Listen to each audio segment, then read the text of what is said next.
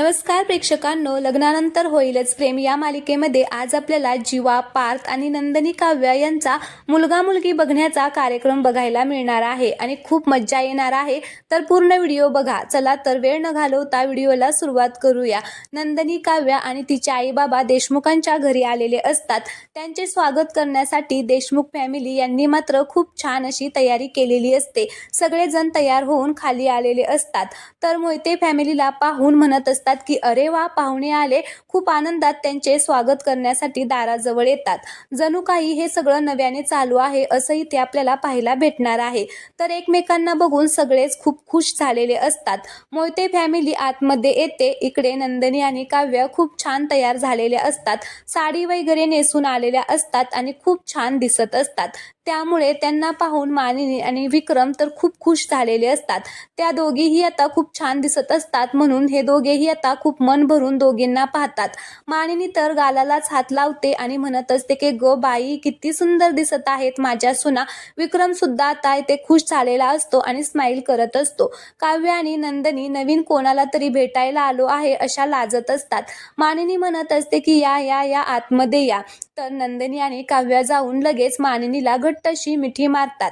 तर मानिनी लगेच दोन्ही सुनांना घट्ट अशी मिठी मारून भेटते. इकडे धनंजय आणि विक्रम सुद्धा एकमेकांना भेटतात आणि सगळेच खूप खुश झालेले असतात. तर मानिनी म्हणत असते की आल्या ग आल्या, मोहित्यांच्या मुली आल्या आणि माझ्या दोन लक्ष्मी आल्या असं म्हणून ती त्यांचे खूप लाड करत असते. तर हे पाहून सगळेच हसायला लागतात. मानिनी म्हणत असते की खरंच खूप गोड दिसताय दोघीही, खूप छान दिसताय. तर विक्रम सुद्धा म्हणत असतो की हो हो, खरंच खूप छान दिसताय. तर मग आपली काव्य काय गप्प बसणार आहे का, काहीतरी बोलणारच मध्येच. तर मग काव्या म्हणत असते की आम्ही गोड दिसतोय पण आज देशमुखांची मनू जास्त गोड दिसत आहे असं ती म्हणते. तर मानिनी तिला एक धपाटा मारते आणि काय ग तुझं तर. तेवढ्यात विक्रम म्हणत असतो की आणि माझ्याकडे काही लक्षच नाहीये तुमचं, मी काही छान दिसत नाहीये का. तर मग नंदिनी म्हणत असते की असं अजिबात नाहीये बाबा, तुम्ही मनूचे हँडसम विकी दिसताय. आता असं म्हटल्याबरोबर मानिनीला काहीच कळत नाही, ती तर आता लाजतेच. तर इकडे विक्रम म्हणत असतो की अरे वा खरंच. तर तो मग लगेच मानिनीला म्हणत असतो की मनू इकडे बघ असं म्हणून तिला तो फ्लाइंग किस देतो. सगळेजण ते खूपच आता हसतात. काव्य आणि नंदिनी तर आता डोळे झाकूनच घेतात. तर मानिनीला तर काय बोलावं काय करावं ते सुचत नाही. एवढ्या सगळ्यांपुढे ना विक्रम असा वागतोय त्यामुळे तिला आता थोडंसं लाजल्यासारखं होत असतं. मानिनी आणि आता नंदिनी आणि काव्याला म्हणत असते की चला बाई, ह्यांचं असं चालूच राहील, चला चला असं करून ती आता सगळ्यांना तिकडे हॉलमध्ये घेऊन जाते. आता सगळेजण व्यवस्थित सोप्यावरती बसतात व स्वात्या सुद्धा आता या सगळ्यांमध्ये सामील झालेले आहे. त्या दोघींचा खूप मोठा प्लॅन आहे पण सध्या तरी त्या इथे चांगल्या दाखवल्या आहेत, तेवढ्या पुरतं का होईना ते आपल्याला खूप छान वाटणार आहे बघण्यासाठी. तर सगळेजण खाली बसल्यानंतर काव्य आणि नंदिनीचं मात्र लक्ष त्यांच्या नवऱ्यांकडे असतं की ते कसे काय अजून खाली आले नाहीत, कुठे असतील दोघे जण असं मनामध्ये म्हणत त्या सारखं वरती बघत असतात आपापल्या रूमकडे. आणि हे सगळं तिथे बाकी बसलेल्यांना कळतं. मानिनी, विक्रम, नंदिनीचे आई बाबा हे सगळेजण आता त्यांच्याकडे बघत असतात आणि हसत असतात.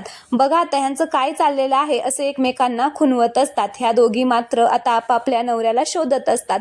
हे सगळं टक लावूनच त्यांच्याकडे बघत बसलेले असतात. बाकीचे असे चांगले टक लावून बघत असतात दोघींकडे.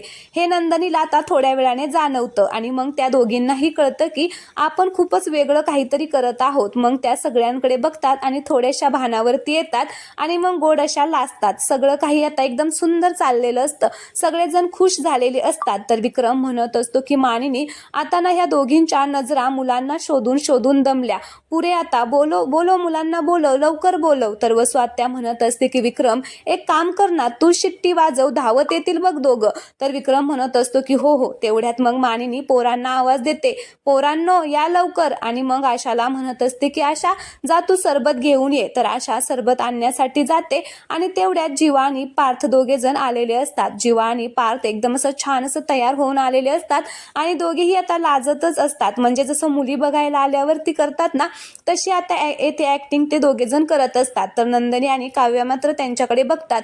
तर काव्या म्हणत असते की नंदिनीला म्हणजे असं हाताने हलवते आणि म्हणते की जरा मुलांसारखं रुबाबात बसायला तिला सांगते असं रुबाबात बस म्हणून. दोघीही आता नाकाला असं मारून वगैरे IT मध्ये बसतात, कारण मुलांकडे बघायला आल्यावरती मुलं तशीच बसतात ना आणि मुली लाजत असतात, म्हणून आता ते करत आहेत आणि ते दोघे मात्र लाजत लाजत येत आहेत. तर आता पुढे काय होणार आहे हे मी तुम्हाला पुढील भाग छोटासा चॅनलवरती अपलोड केलेला आहे, तो तुम्ही बघू शकता. आणि उद्या असाच मोठा भाग बघण्यासाठी चॅनलला सबस्क्राईब करा आणि व्हिडिओ आवडला असेल तर व्हिडिओला लाईक करा. धन्यवाद.